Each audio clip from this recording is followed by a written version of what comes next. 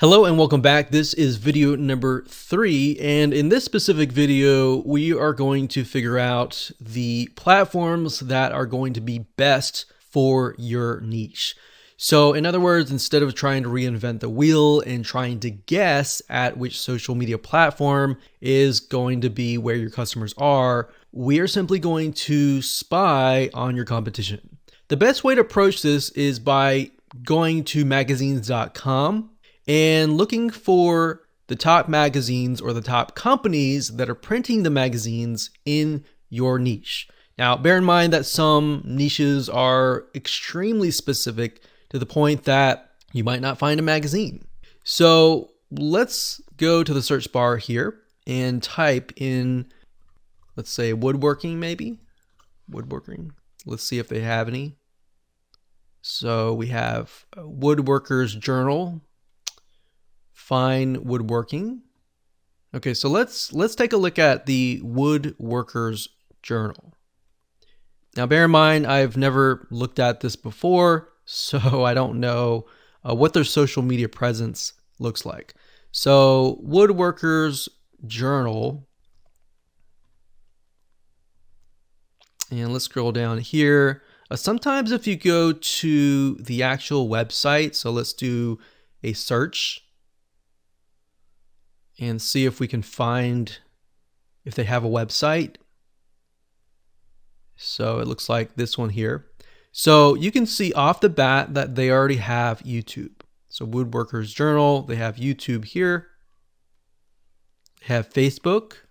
So sometimes you can simply go to Google and type in the name of the company, and you will find everything that you need to find. So if we go here, this is their actual website, and a lot of times, and the most of the time, you'll actually find the social media links on the website itself. So for example, here we see Facebook, Twitter, we see Pinterest. That's just an RSS feed. They have YouTube and they have Instagram.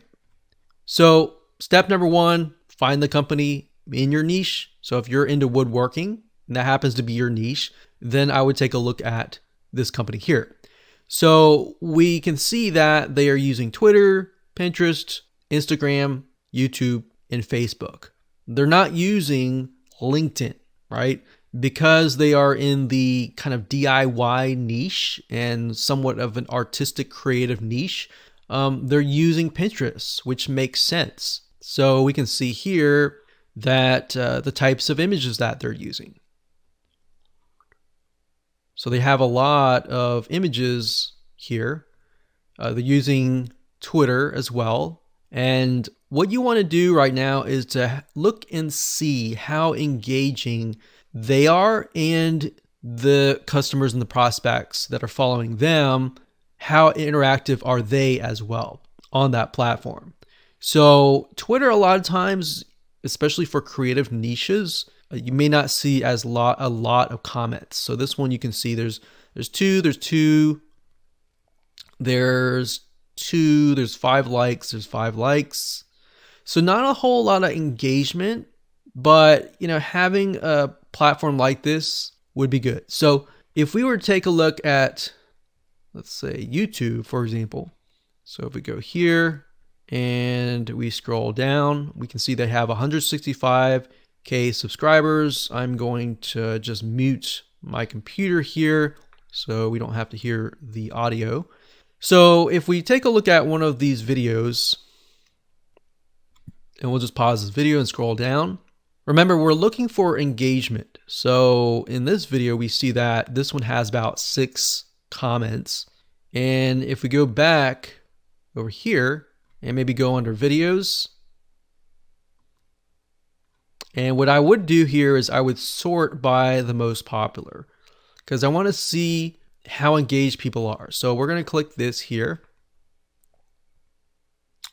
And we can see that this one has about 8,200 likes, 530 dislikes. And it doesn't matter dislikes, we're just looking for engagement here. So we see a good amount of comments and engagement on YouTube. Whereas on Twitter, if you notice, there's not a lot of engagement at all. So that tells us in this case that we need to focus our attention on YouTube and focus our time on YouTube. But on the other hand, with Twitter, we can automate the process so that we just have, anytime we post something on YouTube, then we simply have it copied over to Twitter. So as I'm discovering things like this, I'm going to write that down. So, upload, we'll just say YouTube, highly engaged. Twitter, we'll just say auto post, not very engaged. So this tells us that we can post on Twitter, but we don't have to really worry about necessarily engaging as much on Twitter. So just a little bit of research here and there allows you to see what is actually working, if that makes sense. Okay, so that's Twitter. We saw that Pinterest, there was a lot of posts and everything like that. So they're definitely using Pinterest. Lots of images. And then in terms of Instagram, they have about 8,000 followers. So as you saw with YouTube, they had 162 subscribers. But with the Woodworkers Journal, they don't have as many followers. They have 8,000. But if we take a look at the likes and the comments, we can see this one has 525 likes, one comment. So this little bubble here means a comment, and this heart over here means a like. So if you just put your mouse over it to kind of get an idea of the engagement level. So even though people don't comment, as long as they like certain things, that tells me that there's a high engagement. So this one has 2,687. I have no idea why, but this obviously seems to be something that is resonating with people. So as you go through here, you can actually jot things down to get some ideas about what is actually working. So you can see that they posted certain things that are not getting as many likes, and that gives you a better idea of what you can actually focus on. So let's just write that down. Instagram. There's about a medium amount of engagement. So YouTube obviously is getting a lot more engagement, whereas Instagram is getting a little bit, but not a whole lot. Okay, so now we have Facebook here. So for this one, it says Facebook. We have 103,000 people that are following. Now, we would automatically assume that Facebook should get a high engagement, but we don't know until we take a look. So we can see that this post here was posted about a half a month ago, and it has about 4 comments. Now, if we scroll down further, they have videos, they have posts. Let's see here, 2 shares, 24 likes, 1 comment, 17 shares, 21 likes, and 2 comments. So what's surprising to me is this is showing me that Facebook actually has less engagement than Instagram. So Facebook is here, but it has less engagement. So if I were to sort this from high to low engagement, I would have YouTube first, Twitter would definitely be last. We didn't really look at Pinterest as much, but we got Instagram, Facebook, maybe Pinterest. Now, Pinterest, we assume because it's a DIY image site that it would have a higher engagement.